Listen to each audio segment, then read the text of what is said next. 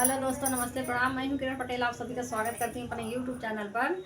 आज मैं एक नाच गीत लेके आई हूं। आप लोग बताना कमेंट में कैसे लगा, और प्लीज़ आप लोग सपोर्ट कीजिए, हमें भी आगे बढ़ाइए आप लोग। दुआरा पे बैठे हैं सासुर बड़ैदा हो कि सासुर बड़ैदा हो, मंगई हो लागना हो, मंगई हो लागना। हमसे लोटवा के पनिया हो, मंगई हो लागना। हमसे लोटवा के पनिया हो, मंगई हो लागना। कैसे कदे ससुर लोटवा के पनिया हो कि लोटवा के पनिया हो कि तोहरा पूतना हो, कि तोहरा पूतना। सोमैया चरा दबाई हो कि तोहरा पूतना। सोमैया चरा दबाई हो कि तोहरा पूतना। जाऊ तू ही हो तू बहुअर गुनवा के आगरी हो कि गुनवा के आगरी हो, छोड़ाई हो सौतुना हो, छोड़ाई हो सौतुना। आपन साझवैया चरवा हो, छोड़ाई हो सौतुना। आपन साझवैया चरवा हो, छोड़ाई हो सौतुना। दुअरा पे बैठे हैं जेठा बड़ैदा हो कि जेठा बड़ैदा हो, मंगई हो लागना हो, मंगई हो लागना।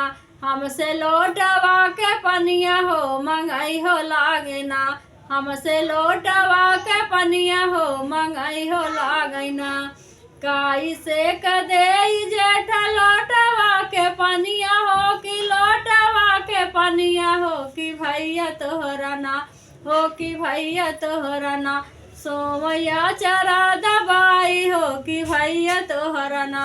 सोमैया चरा दबाई हो कि भैया तोहरा ना।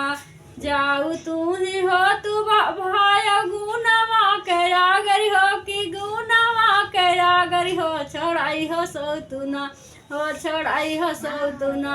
आपन साझवैया चरवा हो, छोड़ाई हो सौतुना। आपन साझवैया चरवा हो, छोड़ाई हो सौतुना। दुअरा पे बैठे हैं देवरू बड़ैदा हो कि देवरू बड़ैदा हो, मंगई हो लागना हो, मंगई हो लागना। हमसे लोटवा के पनिया हो, मंगई हो लागना। हमसे लोटवा के पनिया हो, मंगई हो लागना। कैसे कदे देवरा लोटवा के पनिया हो कि लोटवा के पनिया हो कि भैया तोहरा ना हो, कि भैया तोहरा ना। सोमैया चरा दबाई हो कि भैया तोहरा ना।